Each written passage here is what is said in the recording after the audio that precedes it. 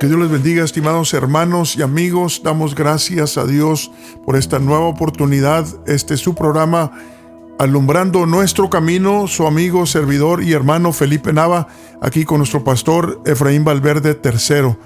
Queremos darles la bienvenida nuevamente a este segmento de tiempo en el que hemos dedicado para compartir con ustedes misterios, pensamientos, reflexiones de la palabra de Dios. Sabemos que la palabra de Dios es nuestra guía, es nuestro lo que nos enseña, lo que nos dirige, lo que es como el miralejos que podemos mirar, lo que no se palpa todavía, lo que todavía no podemos tener en nuestras manos, pero lo podemos mirar con fe y por medio de la palabra del Señor.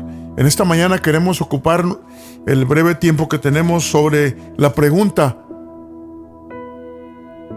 ¿qué significa para ti conocer a Dios? ¿Qué significa para ti conocer a Dios?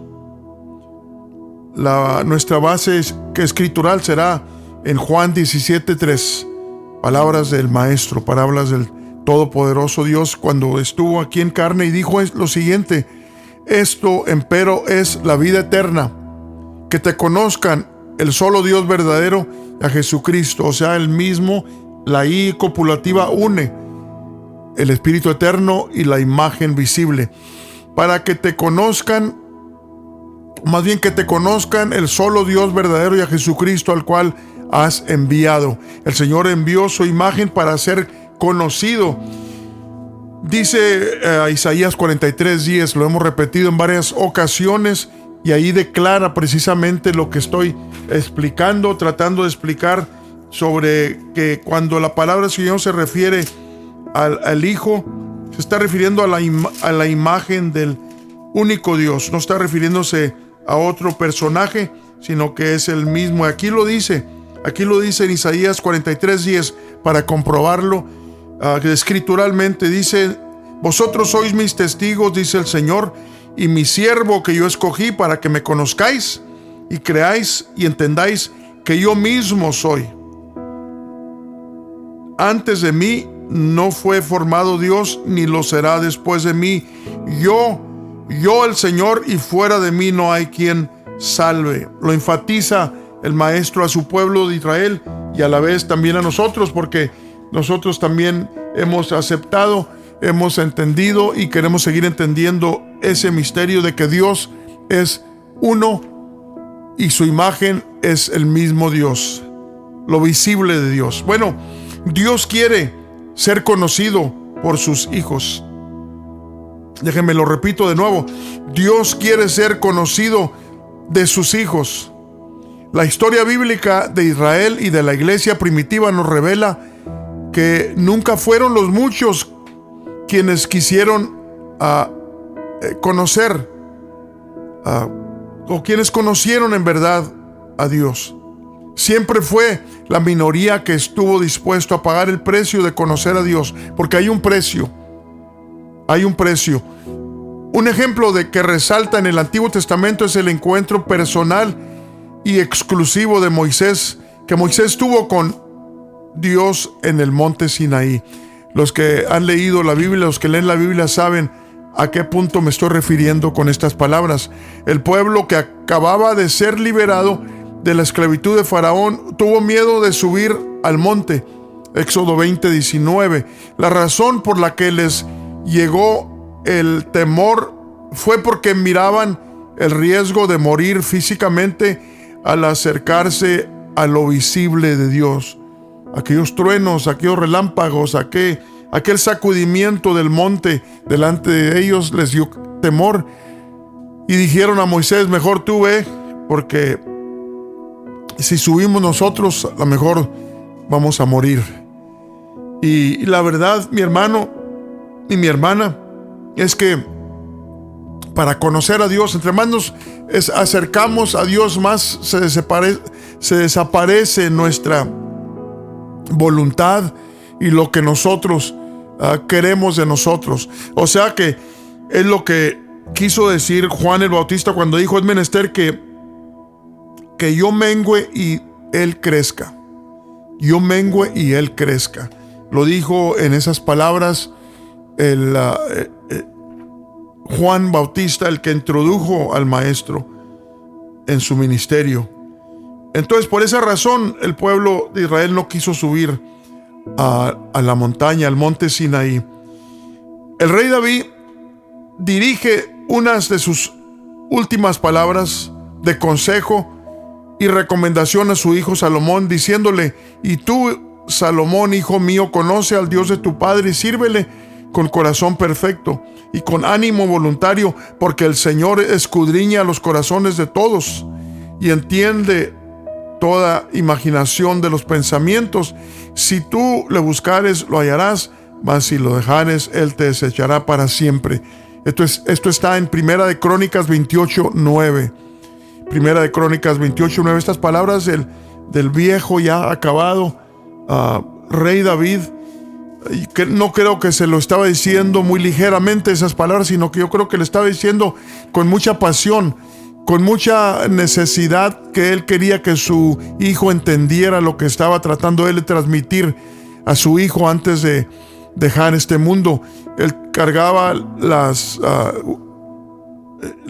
¿cómo se puede decir? Las señales de su error que cometió, de su pecado.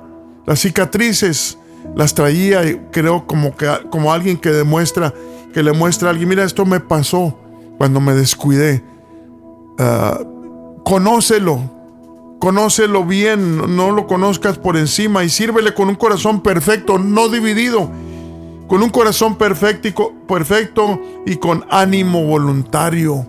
No la pienses dos veces. Si él te dice que hagas algo, hazlo e inmediatamente, presto, listo para hacer su voluntad. Así se le sirve a Dios, le estaba diciendo el rey David a su hijo Salomón. El patriarca Job tuvo una muy dura experiencia en su casa y en su propio cuerpo, cuyo dolor lo elevó a un conocimiento mucho más elevado de Dios que el que había conocido. Job conoció a Dios en su riqueza, en su abundancia, en todo lo que Dios lo bendijo. Era un hombre rico. En el tiempo de él era uno de los más ricos que existían.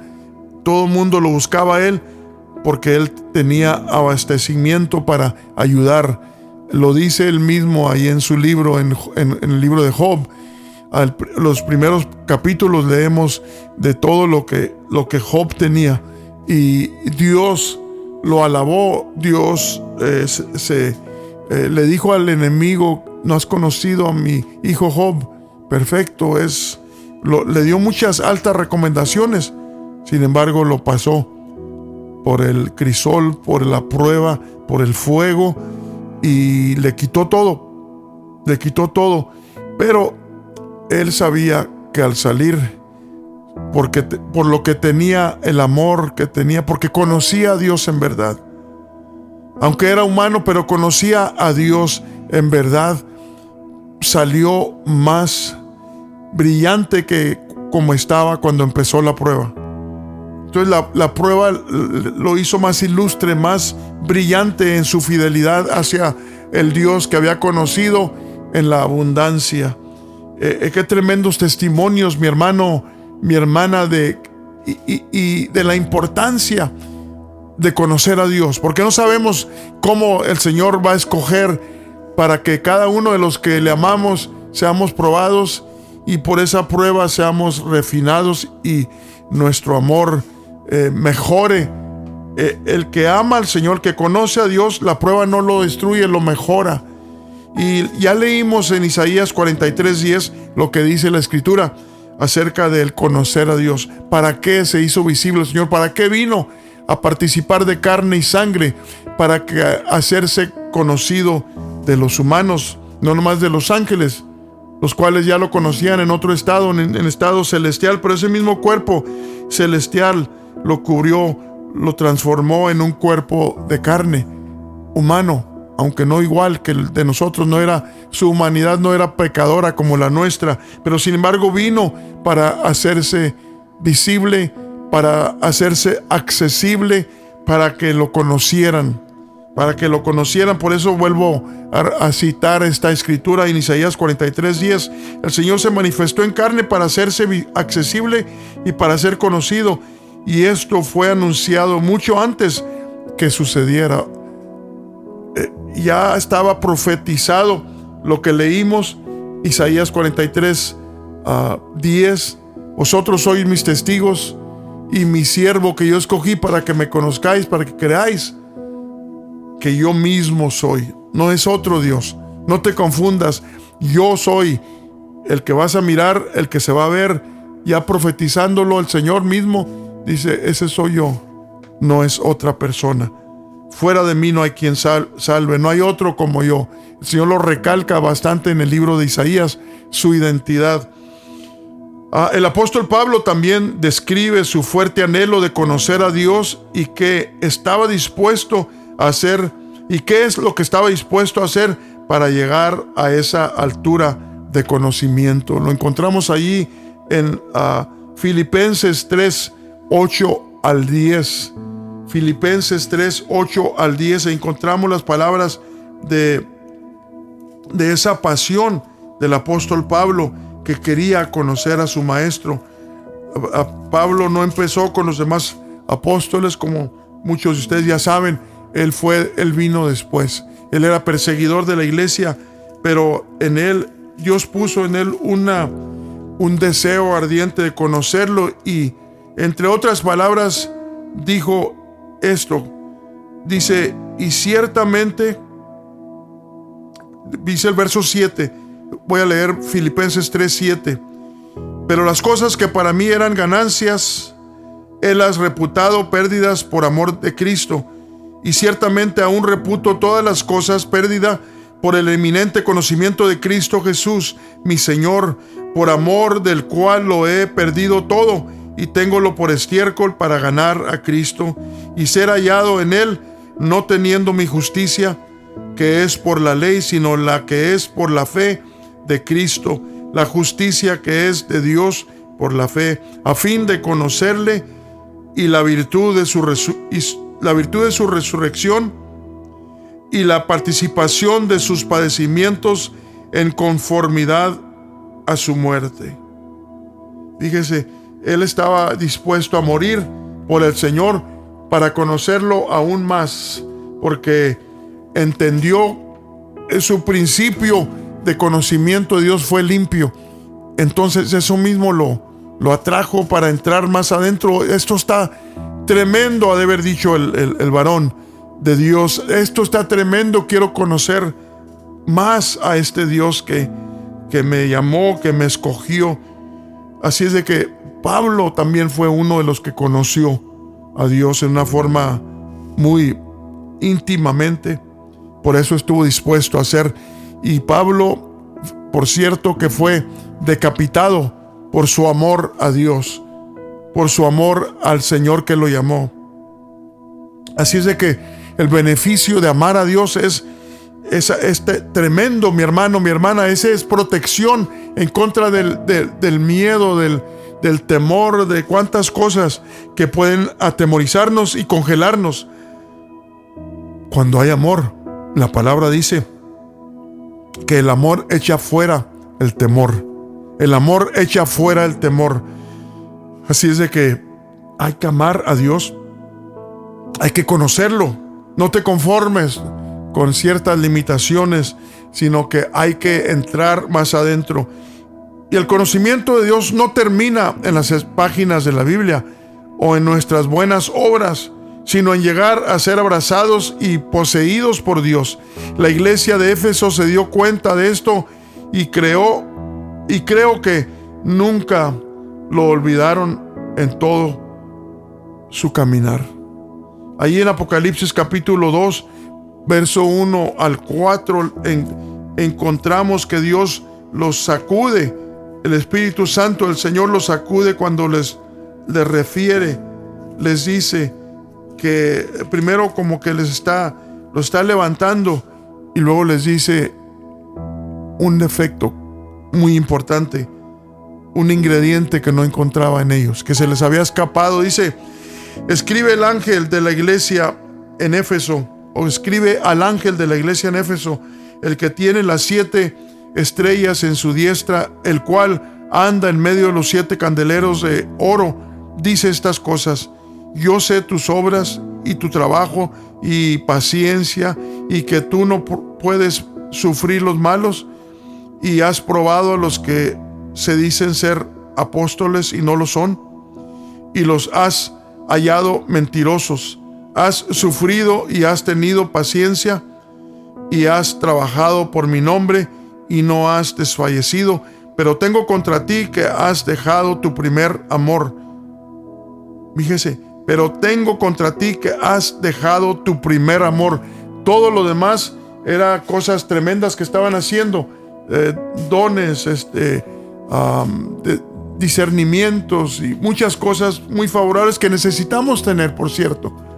Dios no estaba rechazando esos, sino que les llamó la atención para que regresaran al principio. Dice: regresa a tus primeras obras.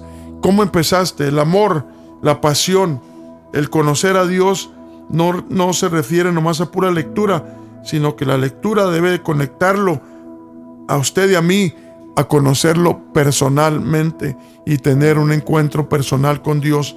El apóstol Pablo describe el amor de Dios en una forma superior que todos los demás que tenemos como cristianos. Lo llama un camino más excelente, un camino más excelente. ¿A qué llama el apóstol Pablo ese camino más excelente? ¿A qué se refiere? Se refiere nada menos que al amor de Dios. Dice el capítulo 12 de Primera de Corintios: tienen todos dones está hablando de los diferentes dones que Dios da. Tienen todos dones de sanidad, hablan todos lenguas, interpretan todos. Dice el verso 31, dice: empero procurar los mejores dones. Y luego agrega: mas aún yo os muestro un camino más excelente. Y luego entra en el siguiente capítulo a hablar de cuál camino se refiere: al camino del amor de Dios. Porque amarlo es conocerlo, amarlo es estar dispuesto a subir a esa montaña que la mayoría de los cristianos tenemos temor de subir a esa montaña porque asusta, compromete. Nos vamos a tener que desaparecer. El Señor lo dijo: el que quiere venir en pos de mí, es necesario que se niegue a sí mismo, tome su cruz cada día y me siga. Negarse es, ahora sí, que hacer a un lado lo nuestro y poner a Dios como prioridad. No quiere decir que ya dejamos de ser esposos, dejamos de ser padres, dejamos de ser hermanos con nuestros hermanos carnales. Todas las relaciones no dejan de ser, simplemente que Dios aparece en el lugar principal.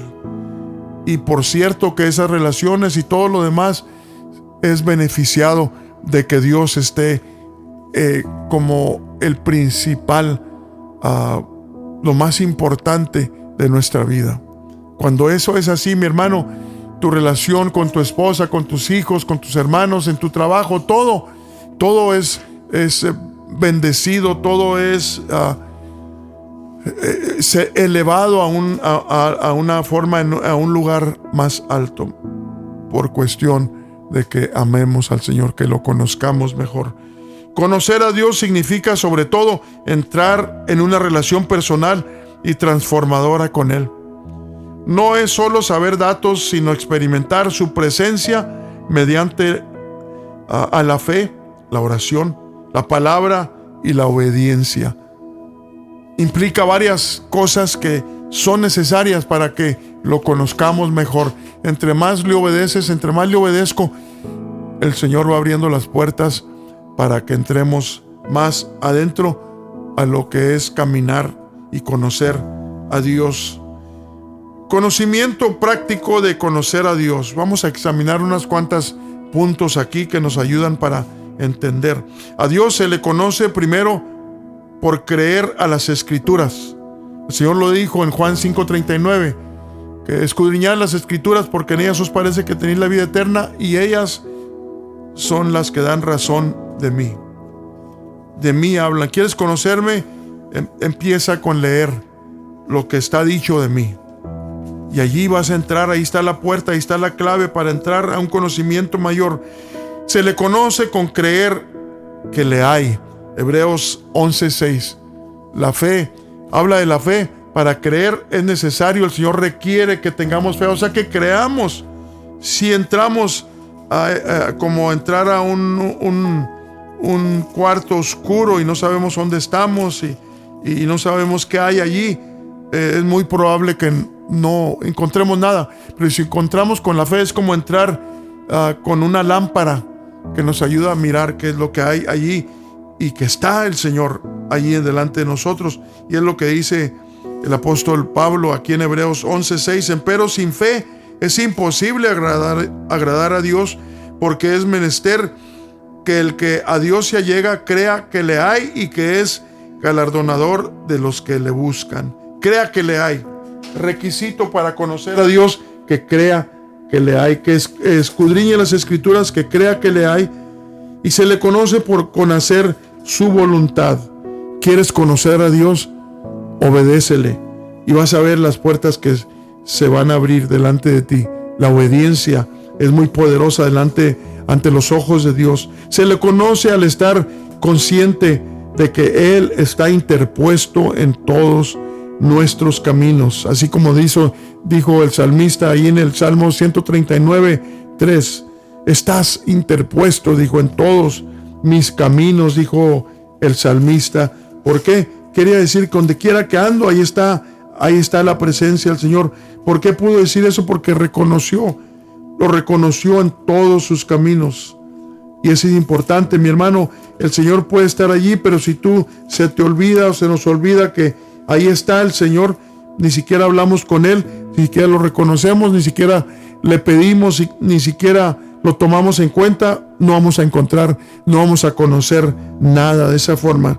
Dice, mi senda y mi acostarme has rodeado y has estado interpuesto en todos mis caminos, dice el salmista, Salmo 139:3. Estás interpuesto en todos mis caminos. A algunos les molesta pensar que Dios esté ahí viendo qué hace, qué piensa, qué ve, qué oye. Creo que debemos de darle gracias a Dios que esté para que nos corrija, para que nos dirija, para que nos granjee cuando hacemos lo correcto. ¿Qué quiere decir conocer a Dios? Estamos hablando de qué quiere decir conocer a Dios. Una relación personal. Conocer a Dios implica una comunión íntima similar a conocer una persona, no solo aceptar ideas abstractas. La Biblia presenta la vida eterna como conocer a Dios. Fíjese la recompensa, fíjese lo tremendo que significa conocer a Dios. Es conocer la vida eterna, porque Dios es la vida eterna, porque Él es nuestra vida, Él es nuestro creador. Óigame, se abre el panorama y empezamos a mirar cosas que cuando no creemos no vamos a conocer.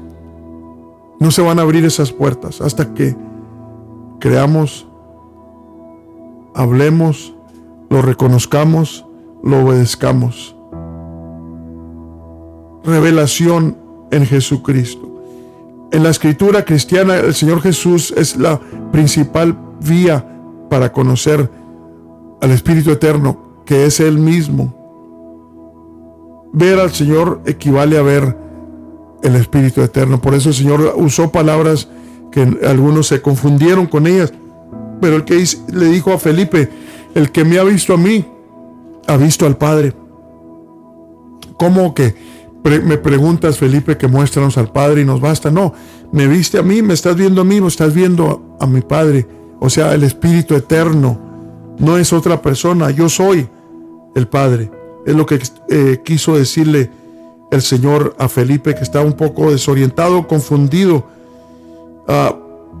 Si entramos en la oración y un diálogo personal con Dios a diario, hablar con Dios y escuchar en silencio desarrolla la experiencia personal de un conocimiento íntimo con Él.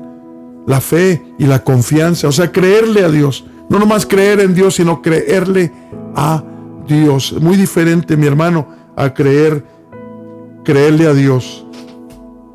Muy diferente a lo que es creer en Dios. Hay muchos que creen en Dios, pero no todos le creen a Dios. Cuando le crees a Dios vas a obedecerle. Pero si nomás crees en Dios, crees que existe, pero no te impacta, no te mueve, no conoces en verdad lo que es, qué significa conocer a Dios, porque es muy distante tu relación con Él cuando es de esa forma. Yo creo que es de suma importancia, mi hermano, el estar seguros de que estamos conectados con la realidad de qué significa, qué es conocer al Señor. La verdad es de que la mejor forma y más que trae más resultados es estas tres cosas: conocerlo en su palabra, conocerlo en la oración, hablar con Él, y conocerlo en la obediencia, o sea, hacer su voluntad.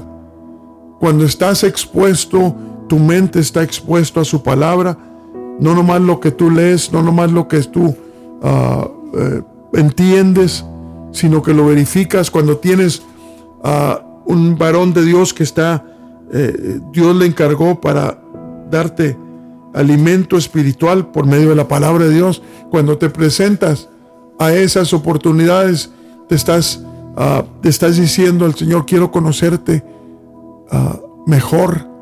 Yo quiero estar donde tú estás, donde tu presencia está. El Señor dijo que aquí yo estoy con vosotros todos los días hasta el fin del mundo. Pero ¿dónde está la presencia que edifica? Dios está en todo lugar, por supuesto. No hay ningún lugar donde no esté Dios. Pero hablando de la presencia que nos beneficia, la presencia que nos edifica, la presencia manifiesta de Dios, está en la reunión donde el pueblo de Dios se une para adorarle, para alabarle, para hablar, dar testimonio de lo que Dios ha hecho con nosotros y escuchar el consejo de su palabra. Óigame, en esas reuniones Dios se ha comprometido a estar allí en medio de cada reunión, de cada lugar donde esté la palabra, donde esté su pueblo.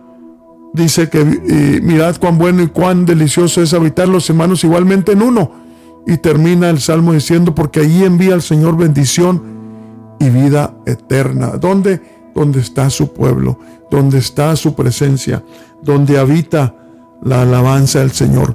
Todas esas cosas, ese cúmulo de cosas y más, otras más que nos ayudan y nos encaminan y nos conectan con Dios para que sigamos teniendo un encuentro, una conexión fuerte con Dios. Tienes que meterte hasta adentro si quieres tener protección y tener seguridad en Dios, mi hermano. Tenemos que comprometernos a nosotros mismos con estar donde está el pueblo de Dios, estar donde está su palabra, hablar con el Señor a diario. No nomás ahí en la iglesia, sino en el carro, en la casa, en el trabajo, en la tienda. Cuando vas a echar gas, que haya un continuo diálogo con Dios. Allí oye el Señor, donde quiera que tú le hables, ahí está escuchando. El Señor, te lo garantizo, que si tú le hablas de todo corazón y con fe, creyendo en tu corazón, el Señor va a traer su bendición. Recuerdo una experiencia inolvidable que tuve un lunes como a las 3, 4 de la mañana, que me tocó entrar muy temprano a mi trabajo. Iba con rumbo para allá, para González, de aquí de Salinas, en la troca que traía manejando, o más bien en mi carro. Iba a levantar la troca y estaba oscuro, era un lunes, no traía ganas de nada, absolutamente sin ánimo de nada. Me levanté temprano y creo que me había acostado un poco tarde.